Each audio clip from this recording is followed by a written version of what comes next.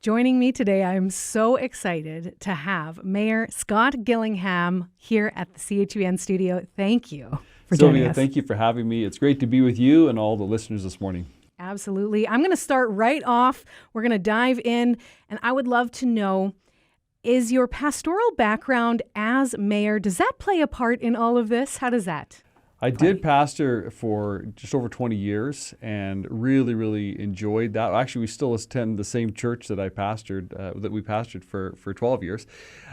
Pastoring was a great background for public service as a city councilor and now as mayor.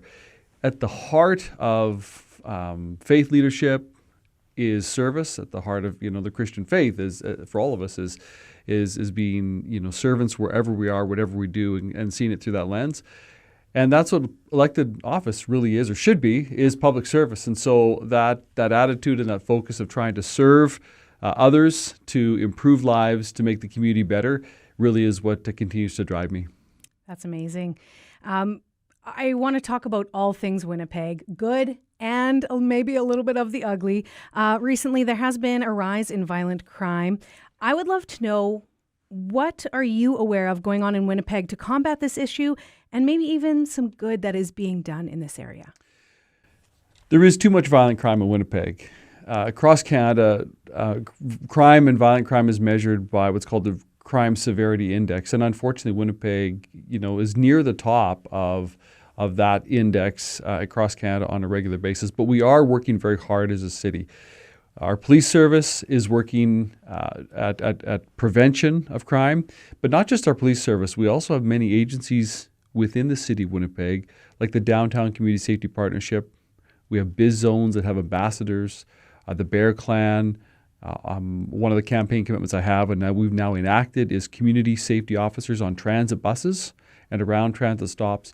All of these agencies are beginning to work together on response, but also on crime prevention. And I'm really, pleased to say that we at the City of Winnipeg have a good relationship with the provincial government. So myself and Premier Canoe and his ministers and our city councillors are working together to try to collaborate to address crime. One of the things, Sylvia, that we've done recently in partnership with the province of Manitoba is focused on retail crime. And so I'm grateful that the provincial government has funded and is funding right now an initiative to address retail crime so that business owners and customers and employees can feel safer, and we can reduce the crime that is going on in and around businesses. It sounds like unity with all of these agencies is very important. So it really is. We as a community, we'll never get to build the kind of city and communities we want if we're operating in silos. The principle of unity, the principle of working together to be stronger is something that certainly happens and holds true in a community in addressing crime. It holds true in faith communities as well, right, in congregations. Yes. We really do need to be working together, at the City of Winnipeg with the city, the province, the federal government, Indigenous governments, businesses, nonprofit agencies, all working together is important. I often have used in my 2 years, now almost 2 years in office, the image of a dragon boat compared to kayaks. If we're all out in kayaks, rolling around the river, we're not going to get a lot accomplished. But if we get into the dragon boat, everybody take an oar, everybody get in their seat, everyone row together with a coordinated plan and a coordinated goal, then we can have a greater impact. I would love to know what you believe is the hardest part of being a mayor.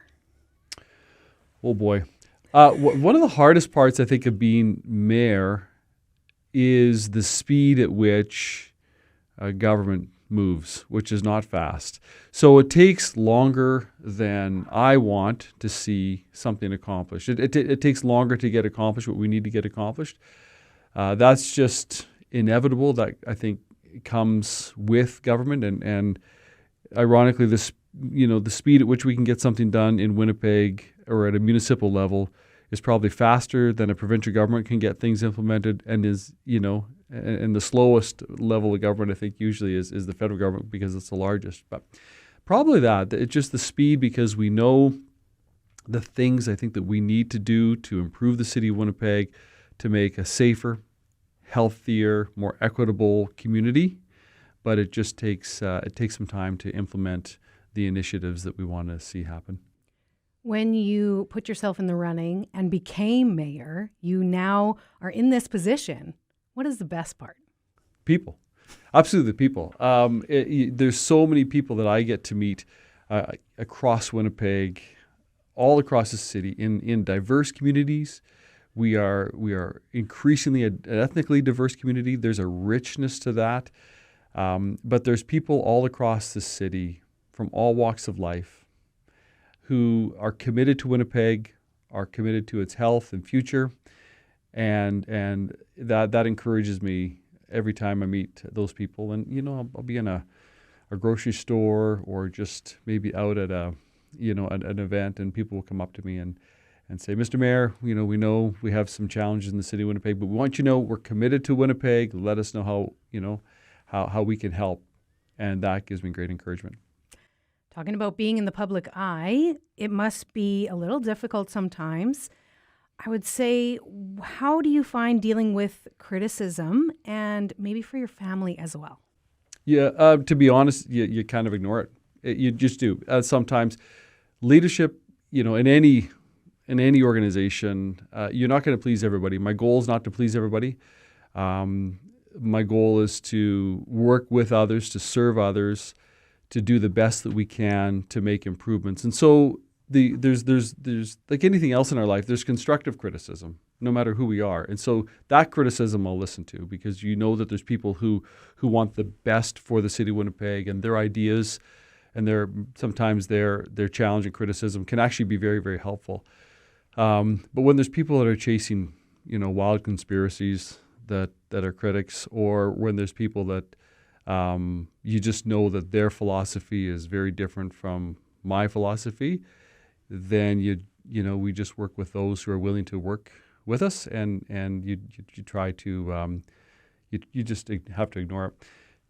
And so for example, social media, I use it to broadcast. I don't get in back and forth with people, and that's because it's very polarized right now. And that's what's unfortunate right now is that our society is increasingly polarized. That concerns me. Certainly politically, it's increasingly polarized, and so you just have to work hard with those who are committed to the same goals and work together on that. My family, I'm thankful. Our kids are older. They're adults now, and they're mature enough to kind of if Dad gets criticized, they kind of let it roll off their back, and my wife is a wonderful partner and support in this journey, in this job, and so we understand that it comes with criticism, but it comes with so much upside. There's so many enjoyable parts of being the mayor. It's an honor, an absolute honor and privilege to be in this role. And so we do the best we can, humbly with others, to serve and to try to make Winnipeg a better place for everybody. I think that advice to ignore the naysayers is really good for many of us to take. Yeah. I would love to know, what is your vision for Winnipeg? Vision for Winnipeg is, and I've kind of mentioned it before, is that we become a city that's safer, healthier, more equitable, that we're addressing, big challenges like homelessness, addiction, mental health challenges. There's just too many people right now that are still struggling. There's also too many people right now that are struggling to try to find housing, affordable housing. So we're working very hard at getting more housing built. City of Winnipeg now, according to Stats Canada, is, our population is over 800,000. We're closer to 845,000 people now. We're getting there. We're getting close to that. So we've really grown rapidly in the last few years. That presents great opportunities. It's exciting, but it presents a lot of challenges as well. And one of them certainly is on housing. So the vision is the city where it's healthier and safer and stronger, and where young people grow up in and around our community and want to stay here and plant roots here. And, if they choose, raise families here, have careers here. So those are the goals we're working at. I really appreciate that. We are a Christian radio station. I would love to hear, I think, as well as our listeners would love to know, how can we best pray for you? Well, I appreciate that. Thank you. Like James says, if you need wisdom, ask. And so I think all of us that are in any roles, whether it's faith leadership roles, as we talked about earlier, or politics, we need wisdom. So anytime someone is praying for, that we would have wisdom as leaders, I'll receive that and appreciate that kind of prayer. We have a very exciting thing going on in Winnipeg this year, correct? We do. Tell us a little bit about Winnipeg. Well, this is Winnipeg's 150th anniversary as a city. It's interesting, Sylvia, that the first election was in Winnipeg was in 1874. We were formed as a city early in 1874. And in the first election, 150 years ago, there were just under 400 people that were eligible to vote. Now, you had to own property, be a male, and be a British citizen to vote in the first election of the city of Winnipeg. And so we've come a long way, thankfully. A long way. But we're celebrating our 150th anniversary in Winnipeg. And of course, long before Winnipeg was formed as a city 150 years ago, the Winnipeg and the area around the Forks specifically has been a center for Indigenous people. It's been the heart of the economy of the region. There was trading. There was people living here long before 150 years ago. But we are celebrating our 150th anniversary, and throughout the year, we have been kind of attaching the celebration to established events and festivals. For example, the Filipino Street Festival was just held under the great leadership of Lay Navarro, and they, in that festival, had a whole portion of celebration of Winnipeg 150. The theme of Winnipeg 150 this year, Sylvia, is our shared stories, our shared future.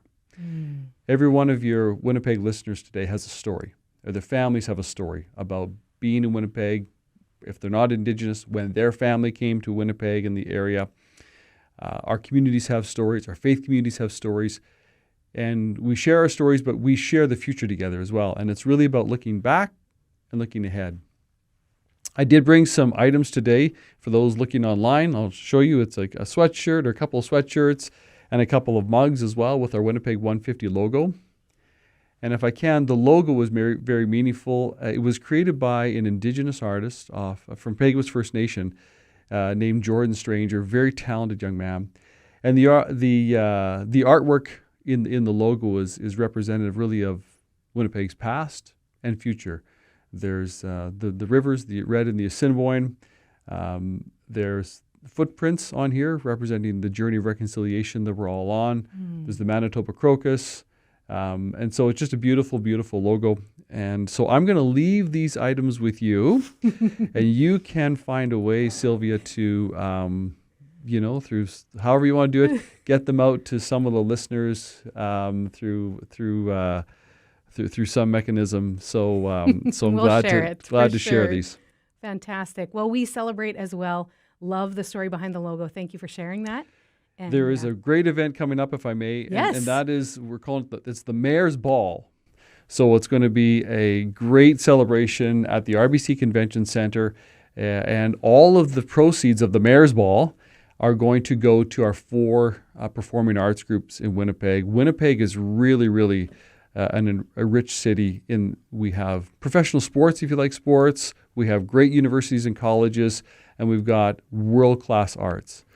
So the funds from the Mayor's Ball will go towards the symphony and the Royal Manitoba Theatre Centre, Royal Winnipeg Ballet, and the Manitoba Opera. So Saturday, October 5th, is the Mayor's Ball at the RBC Convention Centre, and anyone who's interested can go to winnipeg.ca and just scroll down to see the Mayor's Ball, and you can purchase tickets there. That sounds incredible. Thank you so much for taking time out of your busy schedule to talk with us. We really appreciate it. Thank you, and wish you a great day. And to all the listeners of CHVN, I wish you a great day as well.